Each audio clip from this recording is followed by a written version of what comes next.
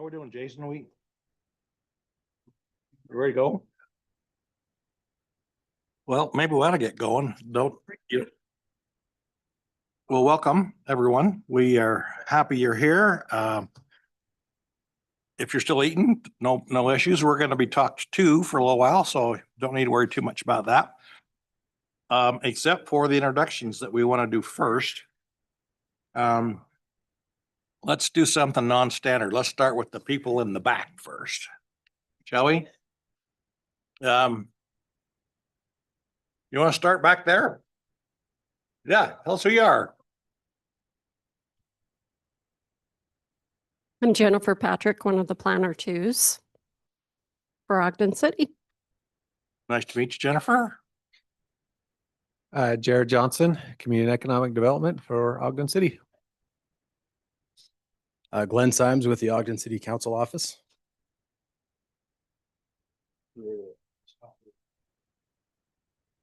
I'm Joe Simpson. I'm with the Ogden City Planning Division.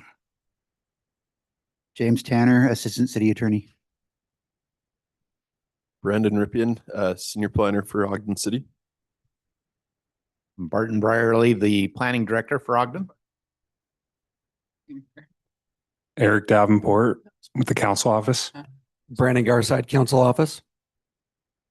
Okay, Mentioned- technically, we all have mics, so, We've got Janine on the line too. So oh, Janine. she just wants to hang around in the background, but Yeah, she's. Janine, tell us who you are and why you're here.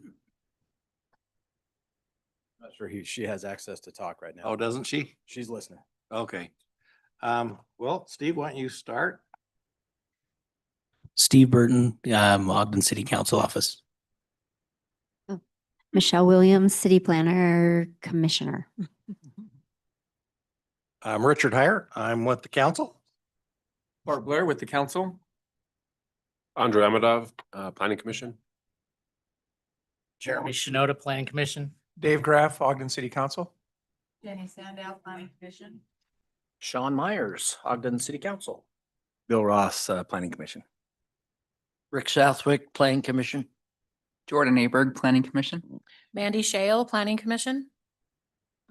Angela Chaburka, City Council. Ken Ritchie, City Council. Okay, thank you, everyone. It's, did we have somebody come in? Oh. Yeah. Yeah, there's a couple back there. David Sawyer, Community and Economic Development. Do you need to get off that on the recording, Jason? You got it. Okay, good. All right, well, welcome everyone. As you know, this is a joint work session that we have today. We have some annual trainings that we're obliged to do. We have Jared Johnson here, the Executive Director of the CED. He is our first presenter, right? Is that correct? Yeah, Vice Chair You're gonna Heyer. do this? I was just gonna, so we'll hear a few things about, the topic that was picked was the housing climate in Utah right now. And we're gonna talk about things like, recent incentives from the state, some of those acronyms that we always hear, the FIZ and the HOPS zone and the HTRZ. So special thanks to Jared and David for coming to talk to us about that. And then we'll also hear from James Tanner after that about fair housing laws and best practices. And then we'll hear from Barton Brierly after that about housing affordability requirements from the state and station area planning. And if there's time, I'll touch on a few, maybe some projects that are related to these concepts that we're discussing. And I think we're going to try to each stick to about 10 to 15 minutes. And hopefully there's some time for questions in there too. So. Great. And if you haven't gotten food yet, and you're more than welcome to grab some. So Please do. please do. Except for Jared's. No food for you. How's this gonna work? I start eating now.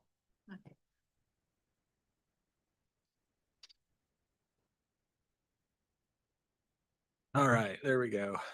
Well, hey, I appreciate the invite and the opportunity to come in and take a few minutes and talk about some of these affordable housing funding tools that get tossed around at the state. And as we come and meet with you in work sessions and the city council meetings, we're always using those acronyms, and kind of a really good opportunity to go through on what the heck they mean and what they are. So we'll kind of jump through and go through those. So the things that we're going to talk about today, we'll talk about the housing and the transit reinvestment zone, which is the HTRZ, that you hear that acronym a lot. The first home investment zone, which is the FIZ, not the fizz drinks, but the FIZ zone. We'll talk about the home ownership promotion zone, which is the HOPZ, that we've actually talked about a couple of those recently, and I'll expand on those. And then I will very, very briefly also talk about the Utah Homes Investment Program and the infrastructure financing districts. I won't go into as much detail on those, but we'll briefly kind of talk about those as well. So just as the introduction, again, kind of like I said, in the last several legislative sessions, the state of Utah has been engaging with communities and housing providers.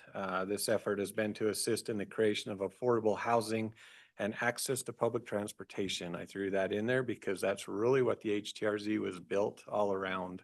And we'll kind of go through and we'll talk about that as well.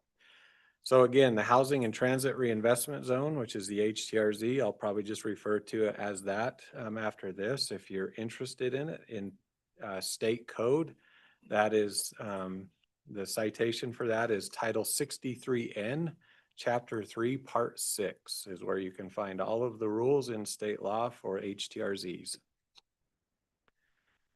So in the HTRZs, and that probably came out a little smaller than I was hoping it would, but the affordable housing definitions of what they define those to be, there's actually two different areas. There's two different definitions in there. It's housing that is reserved specifically for households earning 80% of the gross median income and households earning 60% of the gross median income in the statistical area.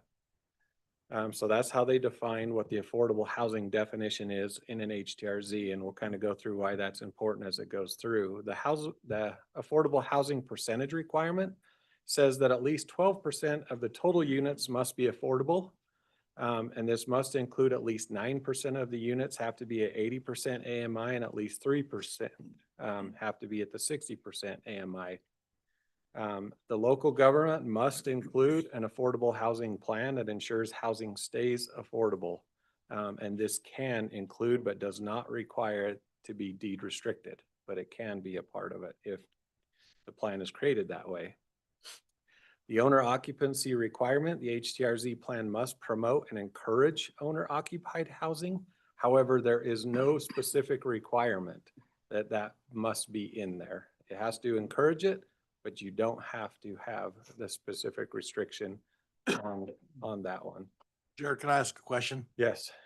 So a municipality such as ourselves, if we're trying to provide some of this, is tax increment a tool that can be used to provide that?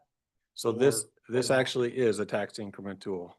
That'll be on the next slide. So in HTRZ, it is a project area and TIF is the tool. That is what you're generating to provide the incentive. So these things do expire someplace like a CRA would do? Yes. Okay, thank you. Yep, they have a little bit more leniency on the way that, and I'll touch on this as well about how you can trigger that. They'll have a longer period of time, but it'll say I can only have so many years that are consecutive. So, well, I'll touch on it here in just a minute. I think it's on the next slide. So perfect. I like it. At least I know I can answer that one. On the density requirements, HTRZs typically are bigger development opportunities. So it says the 51% of the developable area within an HTRZ must be residential. So you can't do an HTRZ and just do 100% commercial. 51% of that has to be residential in order to qualify. With an average density of 50 dwelling units per acre, if it is associated with a rail stop, like Front Runner. 39 units per acre if it's on a BRT line or a light like a TRAX line. then it drops 11 units per acre to a 39 units per acre requirement. And you're also looking, you have to have a minimum.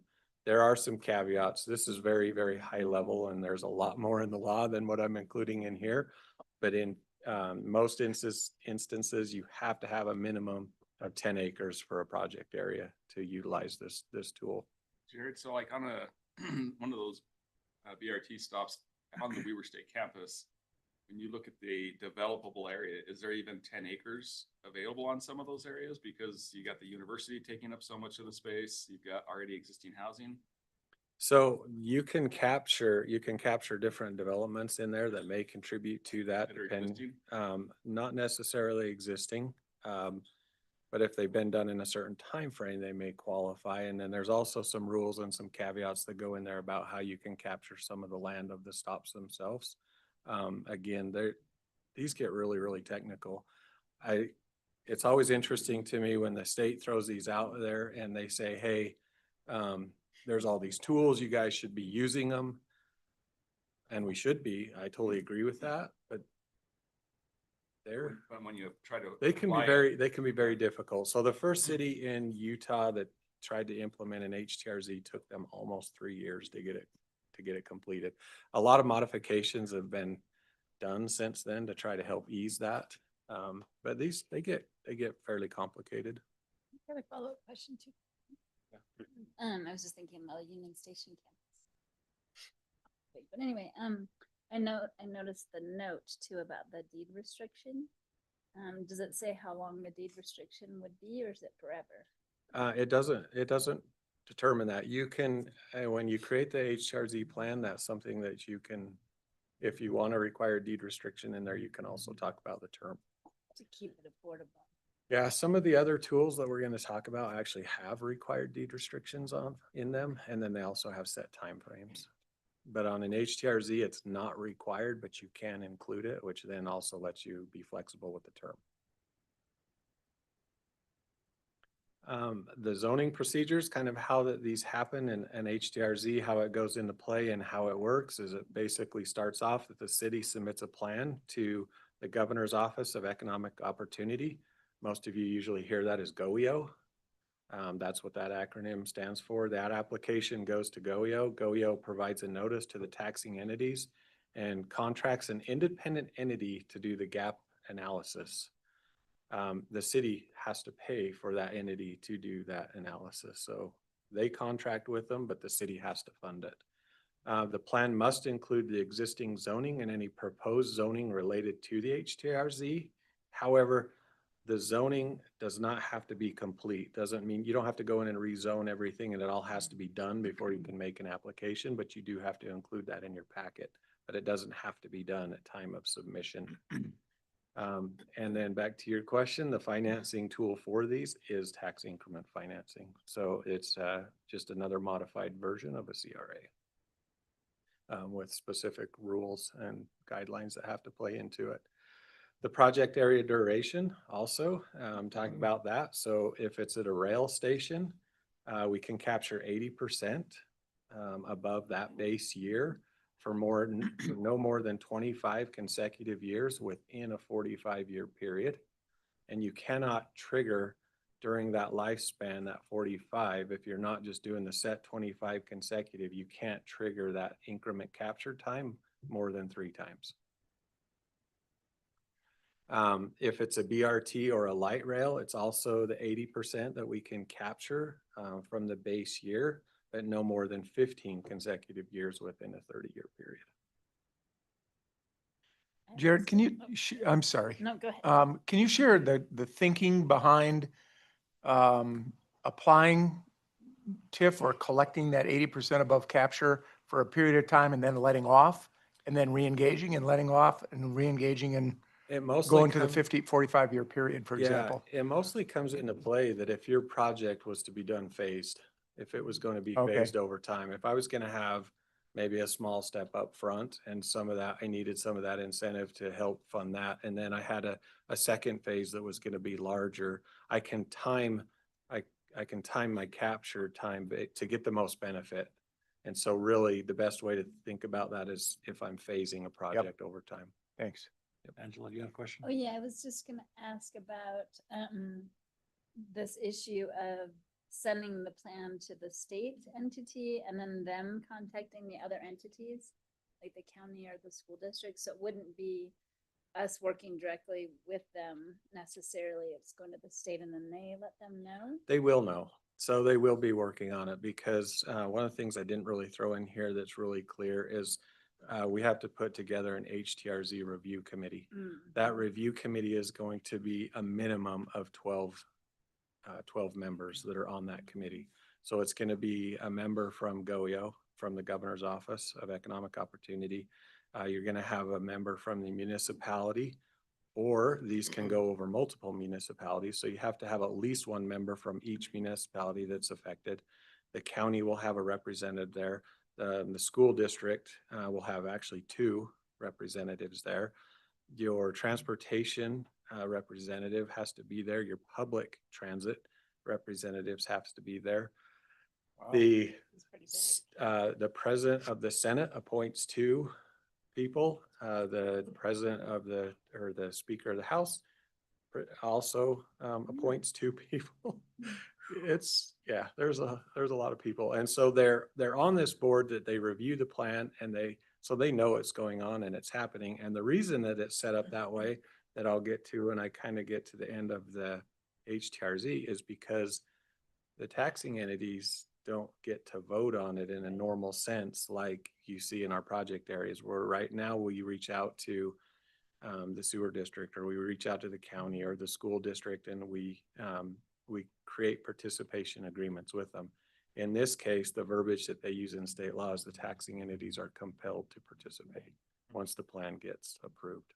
So could I ask a question? Oh, go ahead, Rick. So is there a separate committee appointed for each project, or is this one committee that's in charge of reviewing everything that's taking place under this throughout the? So great question. So if I'm just creating like a single, I can have multiple HTRZs. I can have actually, there's a set quota depending on the jurisdiction. If you're a first class county, first class city, or if I'm not, depending on that tells how many I can have in my city. But once I establish like the HTRZ committee, in theory, that's my committee for each one of those project areas that. Okay, so it's area specific and not project specific. Yeah. Okay. And so, and you'll also see as we get into some of the other areas, it is not a typo, but when you get into fizz or like specifically a fizz, it reverts you back to your HTRZ reviewing committee to approve your fizz. And so they're creating, in theory, that committee that can represent all of these. I anticipate, because you're not likely going to be triggering, a whole bunch of these at once. That membership may change on that committee depending on the timing and how quickly you're doing these. But in theory, let's say we were doing 2 HTRZs, there's only one committee that has to be created that reviews those plans. So you mentioned multiple jurisdictions. I'm assuming that if we do one of these things, South Ogden isn't going to get sucked into it, are they? Because they're. No, they wouldn't. They would only get pulled into it in the sense that, so if you think about your public transportation, your front runners, some of your BRTs and some of the other locations, a lot of those sometimes straddle multiple jurisdictions, right? So that they might have that stop. And even if the stop doesn't, if I'm trying to create this zone and it's so close to a city border that it captures portion in that city and a portion in that city, each of those cities have to have a representative on that committee.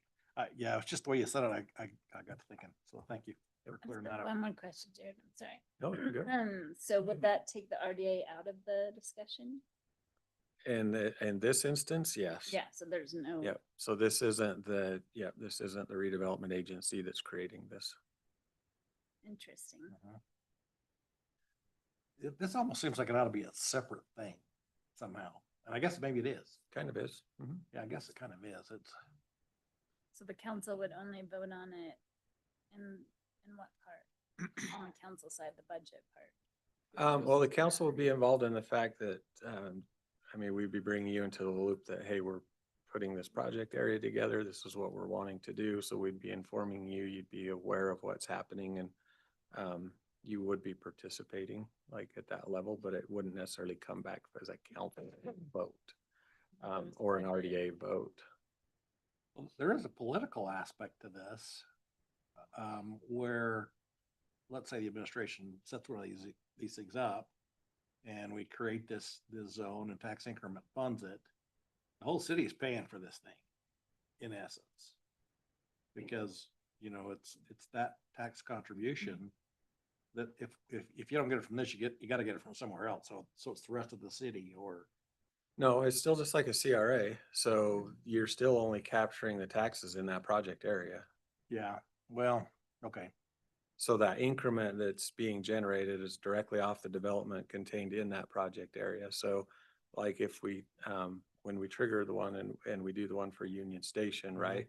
Mhm. People on the east bench, that's not getting contributed into the development tax rolls and the increment being generated. Okay. All right. Yep.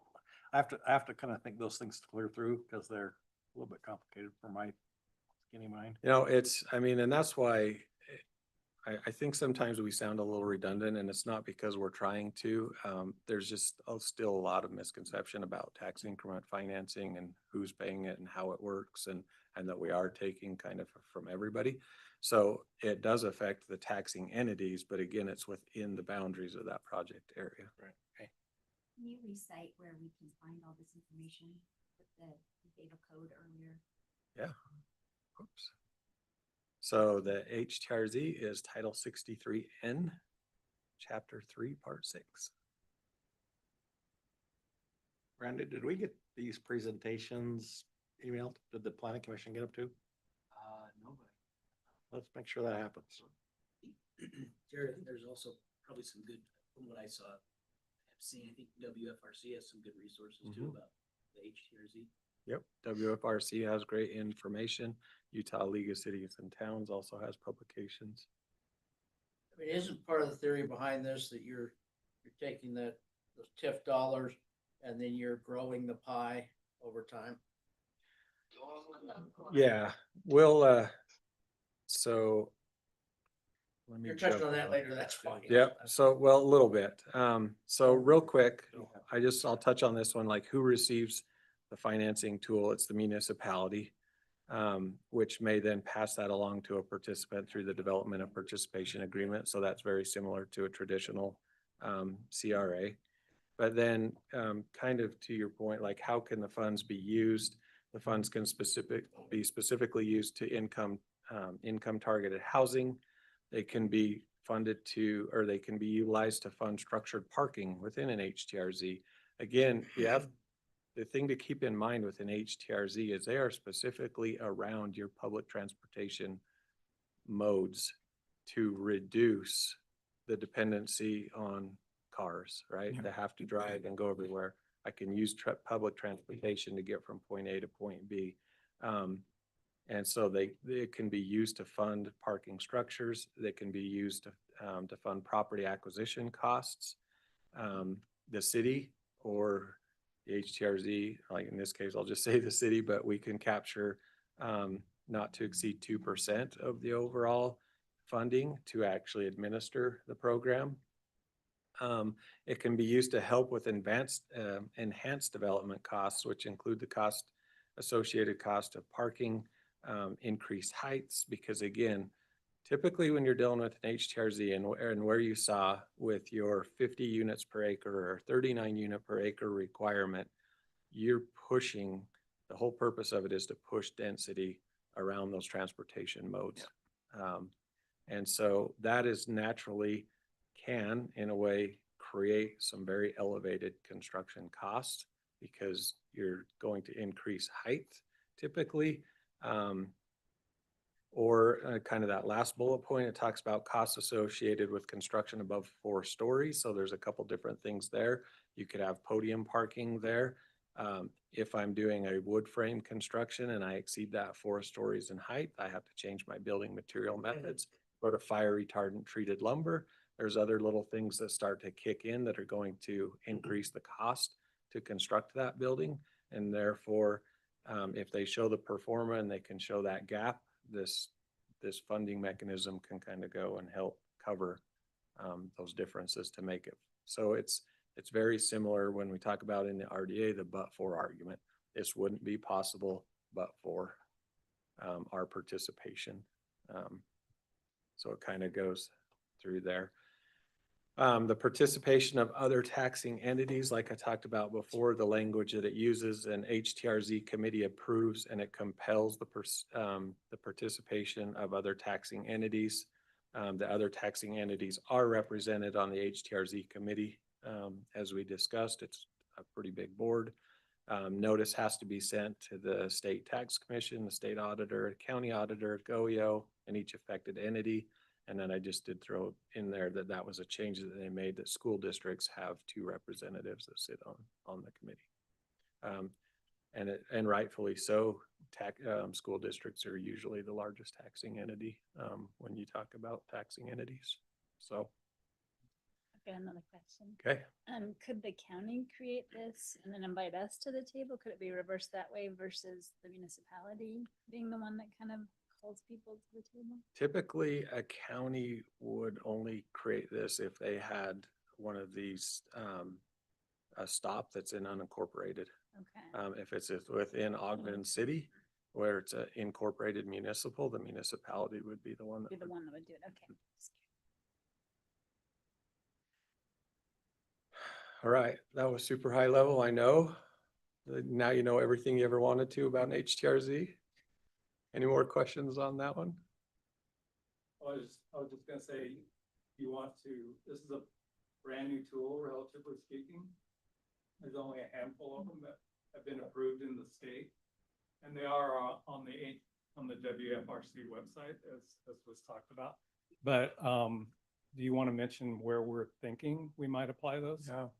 Thank you, David. Yeah, we could. So the 2 that we're looking at right now, and there will likely be others, but the 2 that we're focusing on right now would be Union Station, which is where the rail is right now, and that campus master plan that we've been working on for quite a few years, and what that could be and what we're trying to, and what we would hope to be able to do down there.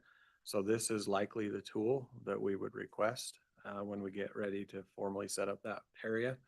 The other one is Capitol Square, the old Rite Aid block. That's another one. We have the BRT stop that's immediately adjacent to that. The RDA has acquired property over a number of years up there. And we've been working with some entities and trying to get a plan together that this might be a good tool to utilize in that area as well. And there will likely be others. These are tools that could be utilized, potentially up at some of the stops on Harrison and some of those other areas. So there's a few things in here that Martin will probably end up repeating when he does his stuff, because there's so much crossover of what these tools for and how they interlock with our planning. So these would probably, since they're now a thing, when Front Runner starts to move north, we get a BDO stop, and there's kind of, it's kind of a blank slate there. When we start thinking about that, we're going to start thinking with this in mind? Maybe. So if you had a front runner stop directly in BDO, this may not be the right tool, because again, 51% of it has to be residential. And if that's focus is on commercial and industrial use, that residential use may or may not be compatible. So I guess this is a really old idea, but that it was going to be that the BDO stop would probably be somewhere around 2nd Street, and it's very near the edge of BDO. That puts a lot of it outside of BDO, but in some areas around North Street, that is in, some of it's in August, some's not. Yeah. So the biggest part on those that we have to focus on is they may relocate a stop up there, but we've got to go through just kind of the same way we do a traditional CRA. You've got to go in and verify what's the developable opportunity or the redevelopment opportunity that's there. Or the uses that already exist, is it pretty much already filled up, and are those compatible, and is that already kind of the desired outcome? And so does it make sense to create a project area, or is there blight that needs to be taken care of, or is there a lot of development opportunity that may need this? Again, on the HTRZ, maybe it's the right tool, maybe not. That's something we'd have to go through and do our homework and vet that out. Again, we'd have to look at a minimum of 10 acres that we'd be able to have to get all of those performance measurements required. So we could, and then the other thing, and I have not spoken to them directly about that recently. We definitely have to talk to UTA on that, but I know that they're really worried about adding too many stops. They usually don't want stops. At one time, they were telling me that they wanted stops about every 10 miles. I didn't want them closer than that because it was too frequent. The train was just stopping too much and it was losing, it just being able to quickly pick people up and go. So it was slowing it down. And so they have a performance measure as well about how often that they would put a stop in. And so those may be too close. I don't know.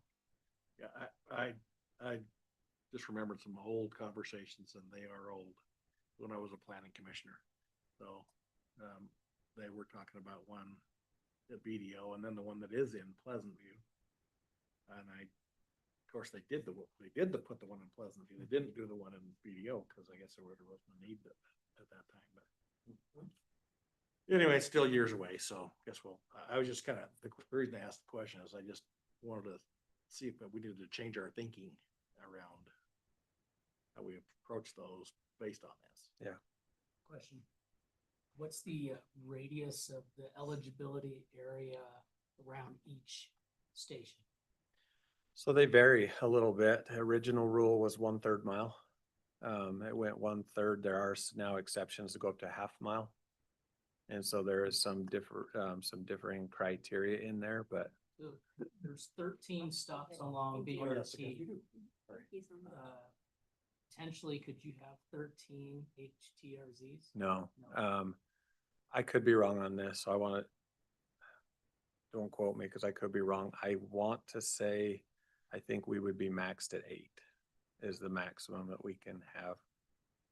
Cities in the first class, like county, I think they're limited to like 3.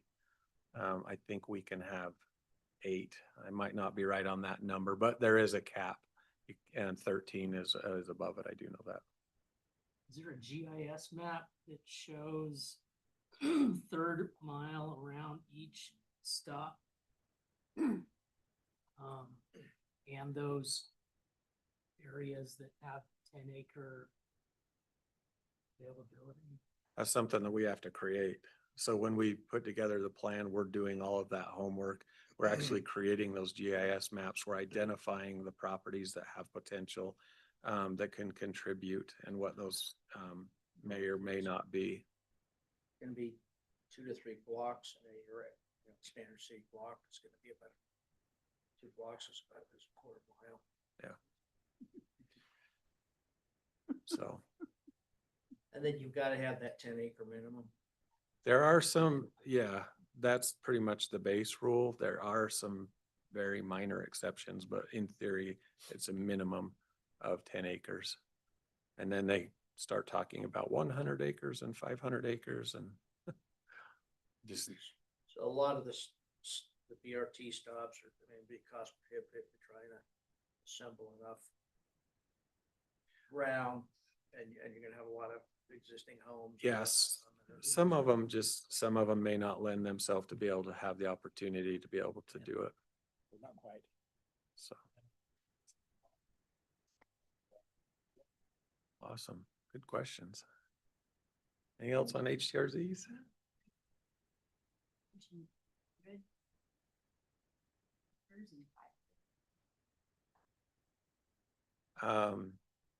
Somewhere else. Brand new developing cities, right? On here. Yeah. Yep, brand new developing cities that all greenfield, right? That, Yeah. not here. Saw that in the news the other I day. wish I could tell you I had a 100-acre site, but.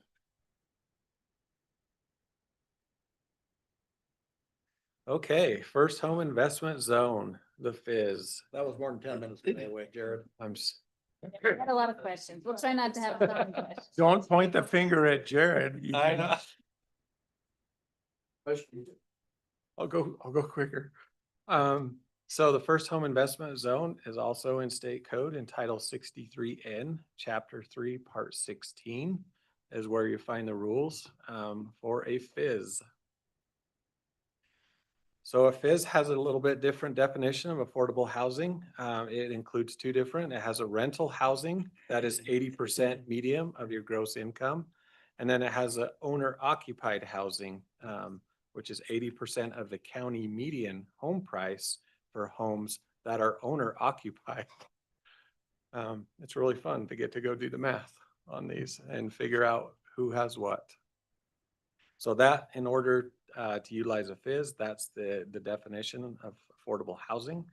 For homes inside the Fizz, at least 25% of those total homes must be affordable. At least 12% of the total owner occupied homes and 12% of the total rental homes must be affordable. And at least 20% of the extraterritorial homes have to be affordable housing. That's a new term that's a little bit interesting. A Fizz does not have to be one big blob of a project area. It doesn't have to be all in one. We can create a Fizz that meets the definitions for the portion, and then we can have spots all over the city that can contribute into it. So when it's talking about those extraterritorial homes, that's what they're talking about, in the sense that I could have one is Fizz that is like 17th and Gibson. We've talked about that one over time. So let's say that that was my main one, but then I could have homes that, you know, on North Jackson in the north end of town that contribute to the overall project area, and they don't have to be contiguous. So that is kind of a different concept that took me a minute to wrap my head around, because when we're doing project areas, we're always usually creating a boundary, right? And then we have to live within that boundary. We have the ability on a Fizz to spot locate around the city. Is there a minimum size for any of those contributing, those extraterritorial? Not necessarily the extraterritorial, but there is for kind of the base. And so the owner occupancy requirement for a Fizz, 25% of the homes within the Fizz must remain owner occupied for at least 25 years from the date of the original purchase. And 20% of the extraterritorial homes must be owner occupied for 25 years. So this is where that comes in, that they start to have those actual definitive timelines that they've identified in there. A density requirement for a Fizz, I have to have at least 30 units per acre in 51% of the developable area of the Fizz. And extraterritorial units can count toward the density requirement. Can you paint that out for me a little bit, Jared? 30 acres and square feet and numbers of units. So can you put 30 single-family homes on an acre of property? Or are we talking about condominiums in all of this? They can be condos. So it could be a So I mix. can be attached, I can be detached, I can be those condos. Yes. So you could, can have- if there were 100 condominiums that were built and a smattering of single-family homes, it all goes into the equation. It all goes into the Okay. equation, because if you go back to that definition of affordable housing, keep in mind you've got that you have a rental housing that is 80% AMI that can contribute to it. So I can technically have apartments in there as well. And so they all go into the equation of the density of what is happening here. Consider ADUs as affordable housing in these projects, like a accessory dwelling unit within a home. And as it's a separate unit, can it count as two, in other words? I don't know if I know the answer to that, to be honest. That's a good question. I'd have to go back and research that. If you were gonna do it, you'd have to allow the ADU to be owned separately. And we kind of talked about that in some of our. Oh, yeah. Places do that, some places have done that, but I was just wondering if, I was just thinking about a place in Park City that there's a development where they require certain of these homes to have ADUs in them. And I was just thinking, I wonder if it's a part of this fizz. Density calculation. Like, I wonder if that's the way the debt developer got help to do the project, but these homes are really expensive, but they require a certain portion of them to be ADUs rentable. Yeah, I'd have to follow up on that specifically. That could be a workforce thing too, To get- in a resort area. Context, our It is. R2S zone, which allows 2,500 square foot lots, and that you're not taking anything out for streets, drive. That's 17.4 units an acre. Yeah, I was gonna ask, well, give us an idea of something in Ogden that is 30 units an acre density. Just, You're I'm gonna have trying to go wrap my mind vertical, around aren't it. Yeah. That's Yeah. owner occupied. Yeah. You're gonna have to go vertical. It's gonna have I to don't be know that I yeah. can give you one that's Yeah, owner it has to be occupied, owner but yeah, but apartments, I mean, you can get. Well, that begs the question, are things starting to turn around for condominiums for, Yeah, I've seen a lot listed. Yeah. Not on listings right now. Yes. Well, and This- also the state just approved something like $300 million earmarked for constant State's done development. some stuff. Okay. With construction liability limitations and insurance and financing to help make condos Those more possible? attractive Okay. for builders to build. So Great. I think we're gonna see more that of come that on board? coming on. Yeah, Yeah. it's an answer. Yeah, there's One of a, the answers. Yeah. there's a number of developers that, that I know and that are interested in doing projects in Ogden. They're waiting for the application to be opened to go after that new program, Gotcha. to specifically to build condos, Great, a for sale product. awesome. Who manages the owner occupancy requirement? If you have 100 units and 25% are rented, and that 26 person decides they want to rent, sorry, buddy. Like, how does that, who's doing that? Is that? Well, the developer kind of has to go through, but really at the end of the day, the city has to. Yeah, the city has to be able to go back and report on these and First come, first show. served, the first 25 in that 100 unit that rent them out. Well, Or usually okay. affordable housing has FHA requirements, so they usually have to follow FHA guidelines. They can't rent more than But 25%.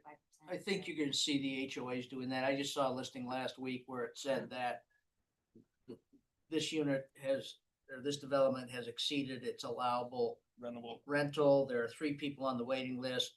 So if somebody's buying this property, don't buy it with the thought that you're gonna be able to rent it out. 'Cause you Yeah. won't, So- that makes sense The HOA manages, but FHA sets the on guidelines. the financing piece. So if they're not FHA eligible, they're probably not affordable. They'll have a period of monitoring. They'll have a period of monitoring, and then they would. Well, they have to reapply. They have to maintain their eligibility. They have to maintain a certain amount of rent, right? Okay, on the zoning procedures on these, it's similar in the sense a little bit to the HRZ. So the city submits a plan to the Governor's Office of Economic Opportunity. GOYO provides the notice to the taxing entities. And they also contract with an independent entity for the gap analysis and the pro forma, kind of like we talked about. And again, the city's responsible for those costs. Talks about the existing zoning uses, again, very similar in the sense that you have to include what the zone is and what you anticipate that it's going to be, but you don't have to formally have the zone change completed prior to plan commission. The tool itself is TIF again. It is the tax increment financing that is being captured off of these. The project area duration, the FIZ captures a maximum of 60% of each taxing entity's increment above the base year for a term of no more than 25 consecutive years within a 45-year period, subject to the HTRZ committee. So that same committee is also that would be reviewing the plan here. And then I didn't have it on the HTRZ, but the FIZ is the same. It cannot have more than 3 tax increment capture periods. And again, if you were phasing it over time. Who receives that funding or that financing tool is the local governments, which may pass it on to the agency. So in this case, the city can pass it to the RDA. In here, it's a community reinvestment agency. That is the same as the RDA. That's the new name that they're using in state law now. Or directly to a participant through the development and participation agreement. The funds can be, the local government shall use the FIZ funds on system and project improvements to promote home ownership and housing affordability and other community planning objectives, like water conservation, air quality, childcare, employment. It actually has quite a few items that can be captured in there. The funds may be spent within a FIZ and extraterritorial areas or outside the boundaries if the improvements directly benefit those areas. This one's interesting to me. Instead of saying it's 2%, it says less than 2% of the funds can be used to be captured for the administration of the program, and to also pay to complete the gap analysis. The participation of other taxing entities is very similar. The HTRZ committee approves and compels participation. So again, you still had all of those same members that were part of this going through your creation, and it follows the same noticing type requirements as an HTRZ. Are there regulations in place that they have to follow when you're talking about water conservation and air quality? Yeah, Are they similar to you EPA? have to basically go through and show the nexus on how those things, if you're applying for one of those uses to be eligible for the financing, you have to show the nexus of how it's contributing and tying into your home ownership opportunity.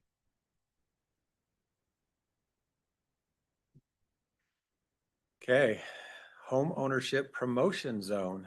Okay, In hopes to. our time is being spent. We're gonna hold that one for another day. Is Okay, that all right? perfect. Okay. Steve's gonna like boot me out of here anyway. Yeah, Thank you. That was awesome. Yeah, it was really Okay. great. that was good.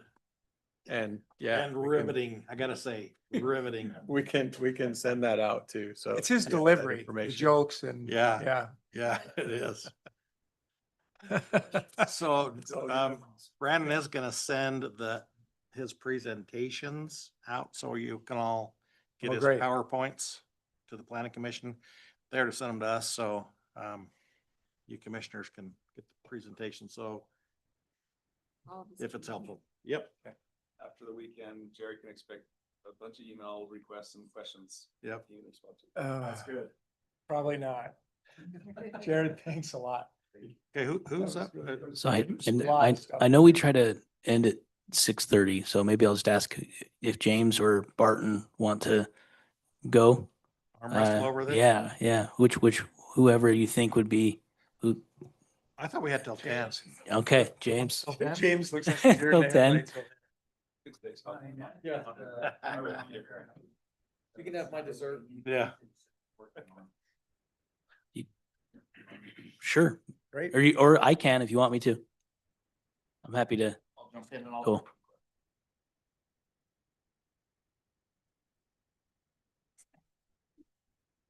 That's okay.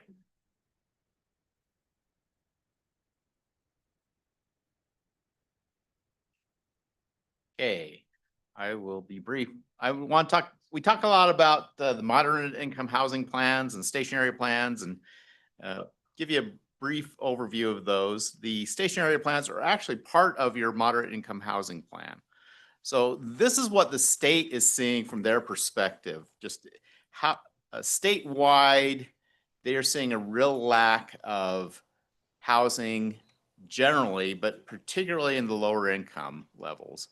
So they've adopted rules to promote moderate income housing. That's households for earning up to 80% of the area median income. Every one of these programs defines things a little bit differently. But for this program, moderate income housing is really what a lot of cases they call low income housing. It's just a nicer term.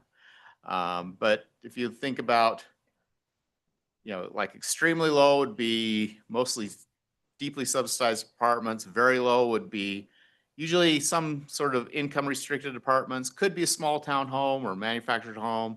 Low income, you can start getting to townhomes or multiplexes or a lot of the small cottages we have in Ogden. all those would be moderate income housing. The state says that we have to adopt a plan. There are 23 strategies. We have to pick at least 5 of those strategies. If we pick a 6th one, we get priority for transportation.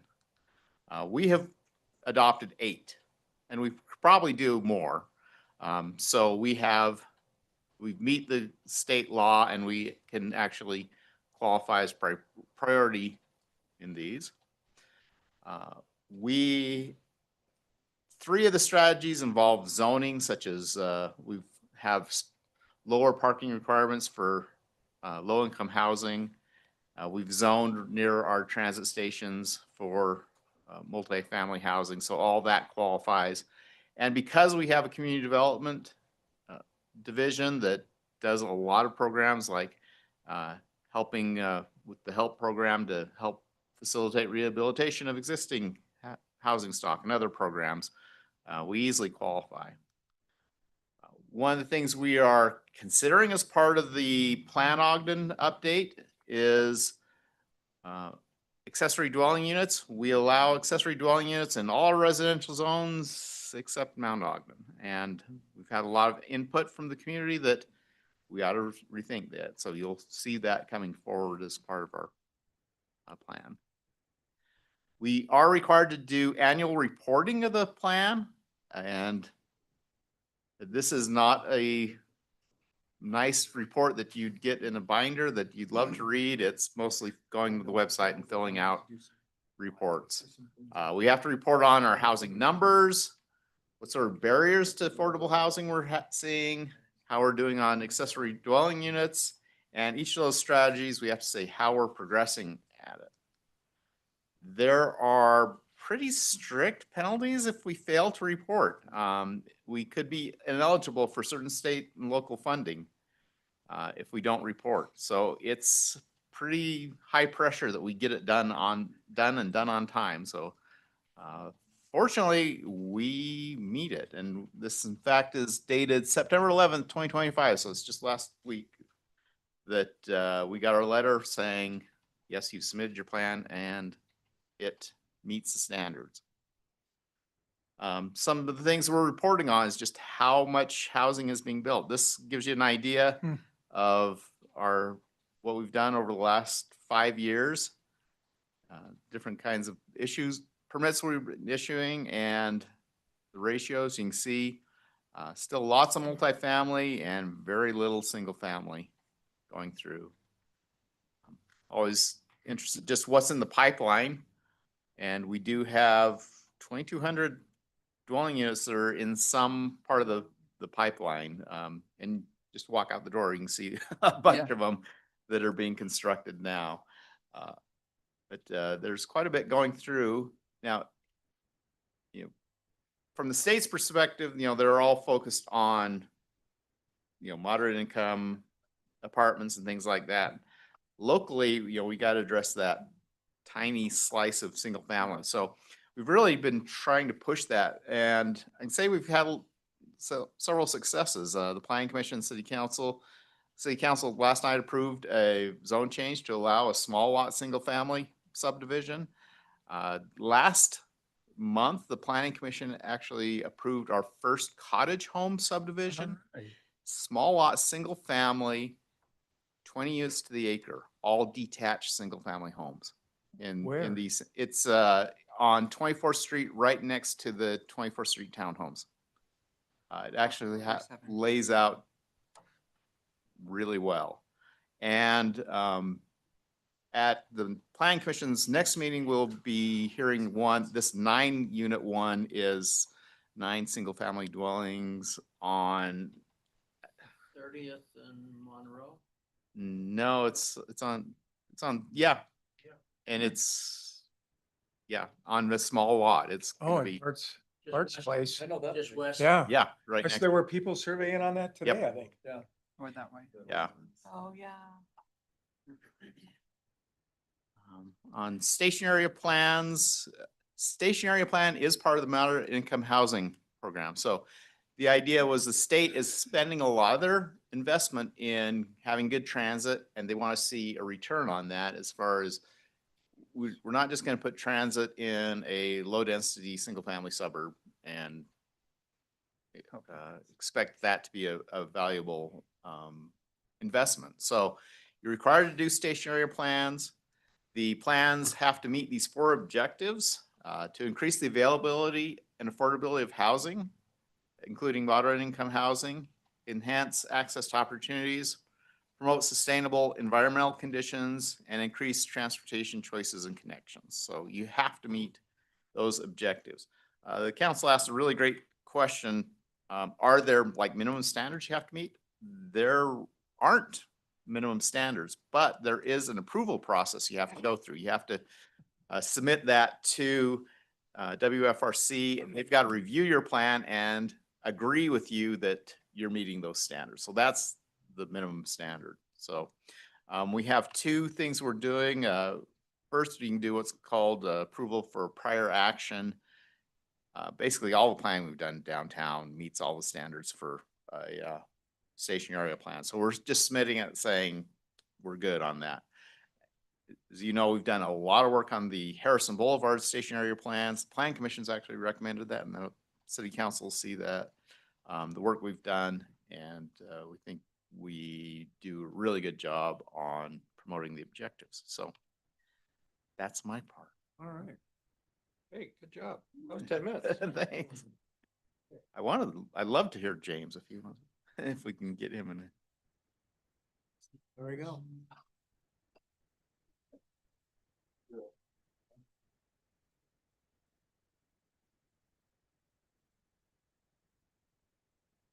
So there's really not much new in the land of the Fair Housing Act.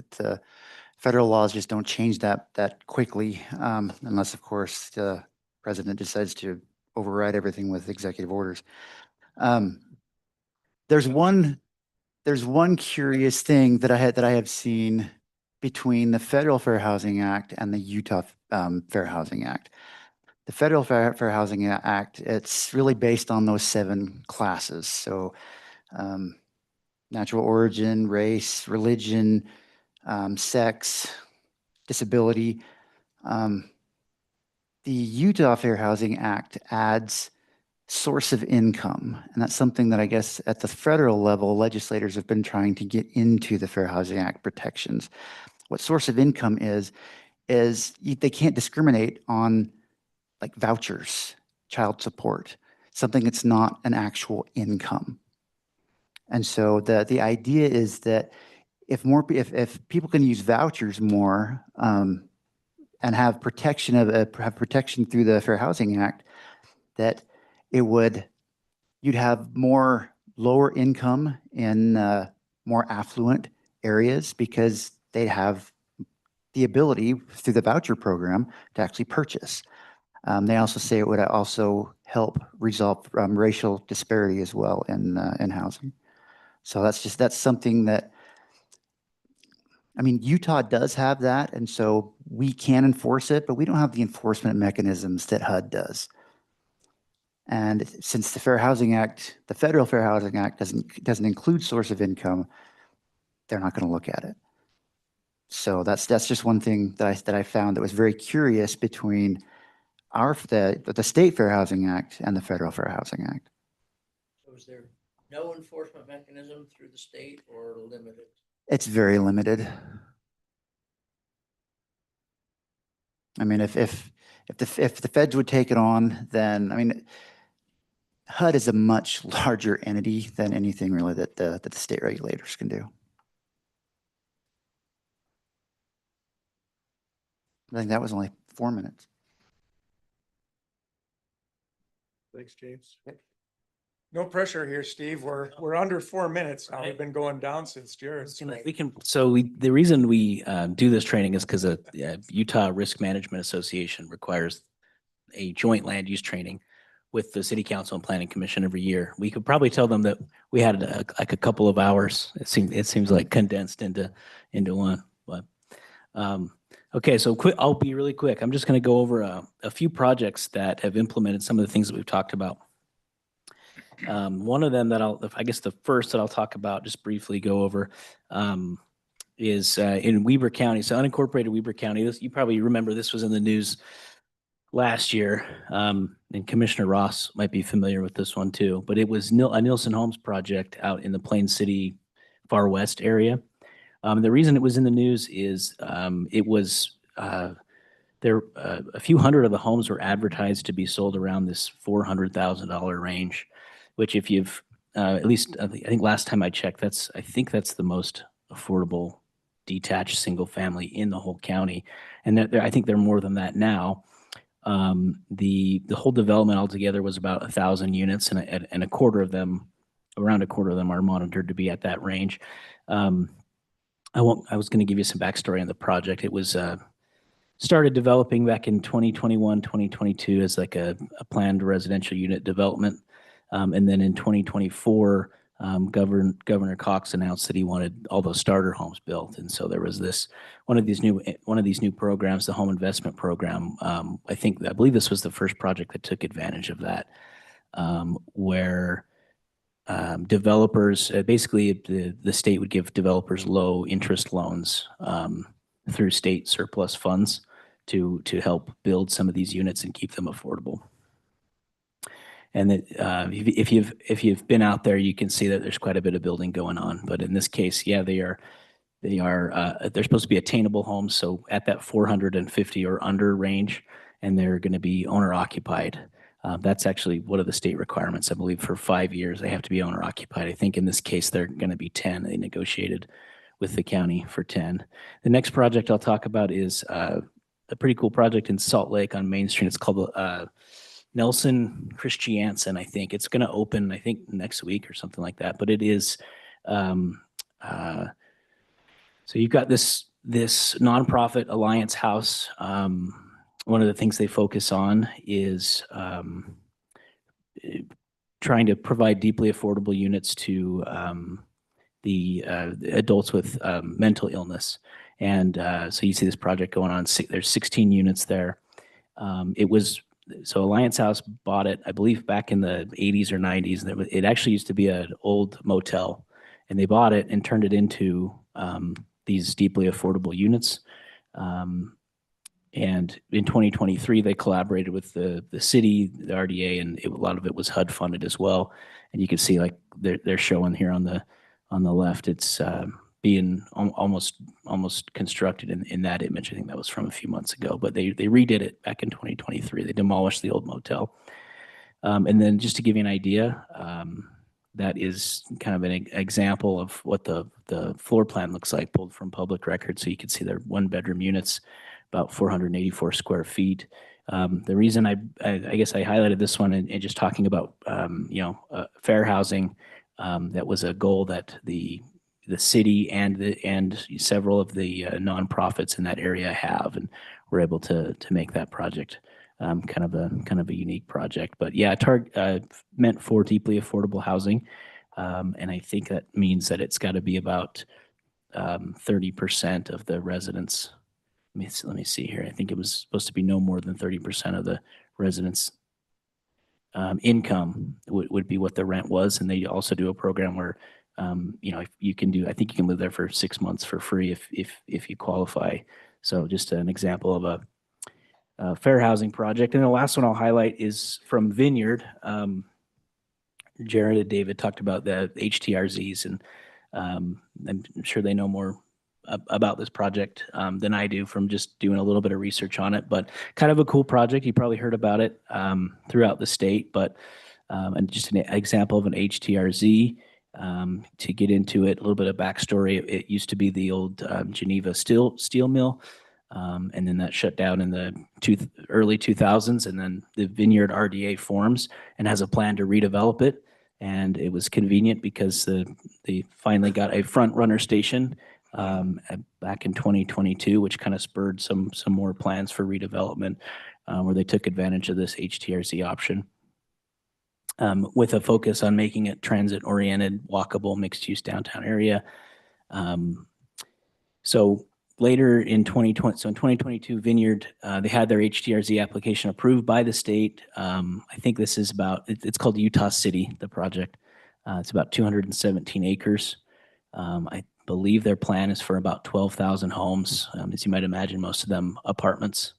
You guys correct me if I'm wrong back there. I think it was somewhere around 12,000 homes, but I could be wrong. But I believe 10% of them, as was mentioned, needed to be set aside for affordable housing. And as far as commercial space goes, I think there's about 600,000 square feet of retail planned and quite a bit of office in their office space planned as well in their town center area. If you get the chance to drive by, it's kind of a cool project. I took these pictures from last week just driving down there. They're just finishing up their grocery store. They've also built a couple of, I think they're in the process of building some restaurants, and I think they've got about 900 units, housing units being built. I think 450 of them are planned to open this year. And they've also got some recreation, a park, a promenade that's under construction, and they're also working on a Huntsman Cancer Institute campus there as well. So yeah, just kind of a few projects throughout the state there, but yeah, looks like, yeah. So the thing behind these subjects, like I know the things you mentioned, like specific things that are requirement, like out there, the priority levels are, you have to be like teachers, first responders, things like that, to buy homes like that. You mentioned mental health on the other one. Do they usually come with a stipulations like that in regards to development? I think that probably just depends on the development itself and what the focus of the city is. So yeah, so that one out in Plain City, I guess maybe I overlooked that, but yeah, that maybe it's this home investment program that requires.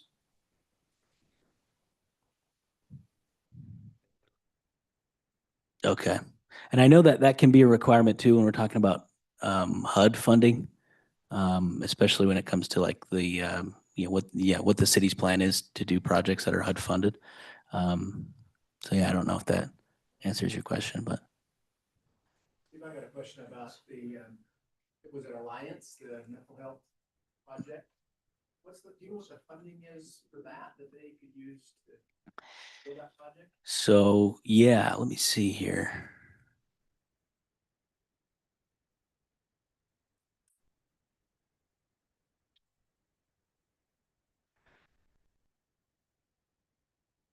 So I believe that about half the funds came from Alliance House themselves. So they raised these funds as their organization, the nonprofit. The other half came from what I understand is HUD home project funds, for which are set aside, which the city set aside for the purpose of providing deeply affordable housing. And then just got the RDA on there, so how did the RDA? That's a good question. I know that the RDA did contribute some funding, but off the top of my head, I don't know exactly how they funded that. Well, the reason I ask is that there's several properties in Ogden City that are controlled by Weber Mental Health, but there's also some properties that are controlled by Page, and one of them is on 9th in Washington. It's an old hotel, and it's only about half occupied right now. And and it looks just exactly like that old hotel right there, part of it, except I'm just wondering how Page could take advantage of something to be able to rehab their place through these deeply affordable, that's what they do. They work with those people that have mental illness. So interesting to know how to do that. Yeah, I think HUD funds would be a good contributor. And to do that, they'd work through the city primarily to have access to HUD funds. Is that like through Jeremy? Yeah, so I guess I don't feel necessarily qualified to speak to that exactly, but I would say it would from a city perspective, the city would have to have that on their goal as far as HUD funding projects goes in order to contribute to that. So they'd have to verify, they just have to verify that that's something that the city is interested in doing and that it meets the annual action plan and the consolidated plan. Yeah, thank you. Cool. Any other questions? That last slide that you had up there, you said it had to be 51% home ownership, right? So they must be condos then. I was looking at one that's like 4 stories high. Oh, in Vineyard? Yeah. I thought it was your last slide. I was just like, yeah, that one right there. Are some of those home ownership then? Some of them are, yes. Let me see. Because that's not something we have in Ogden. There's something like that that's home ownership, home owned. Oh my goodness, words. I think they can pool that too, so they can count those units and then the surrounding area with single family homes to add up to the aggregate of what's required. Yeah, I don't know the specific number of the units in this specific project that are owner occupied, but I know that that was part of their application to the state and getting their HTRZ. Okay.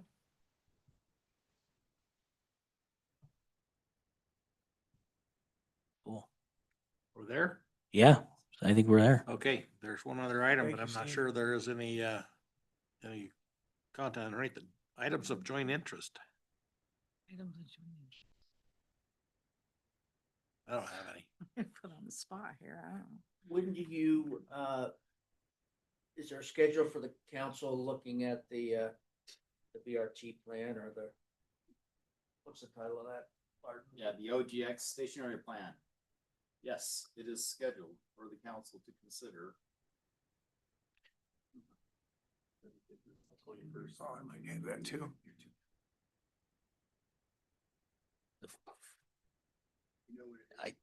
No, sitting right here with everyone looking at me. I don't know when it is. Sorry. I think the 21st is when it will be considered. And then maybe the 7th is maybe work session. Is work session. Okay. If there's nothing else, there is still dessert out there that you can grab and either hit up for the road or eat here. It was an old topic, but back in your day on the commission, That is old. That is old. the sign ordinance. Yes. Is there anything being considered on that? As I was driving along Harrison this week and I was looking and thinking about that OGX plan and I was thinking, we've got a pretty nice view shed there now.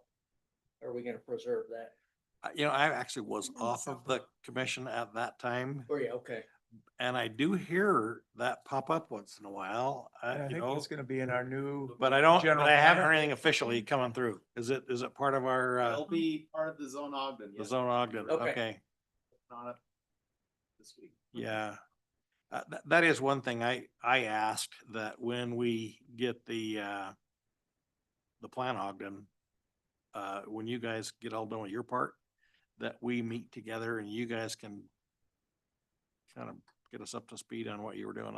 I don't know if that's gonna happen, but that was my request. I think to meet together, to make that handoff, I think is an important thing in my mind. So we can have some dialogue about that, so. Just, with the Alliance House thing up there, I'm reminded of our Days Inn thing down the road. That thing's just kind of fenced in and falling apart. Any news on what's going on or what potential possibilities are coming out of that? No, we haven't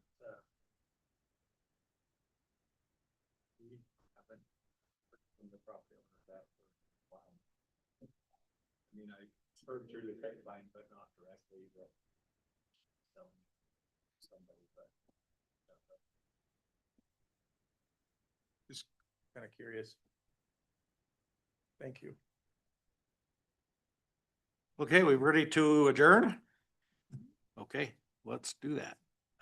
There is no need for an official motion, so let's just Appreciate all of you being here. This has been. Thanks, good to get to everybody. know you. Thank you. Got some to-go boxes too, if anybody wants to take anything with them. Great.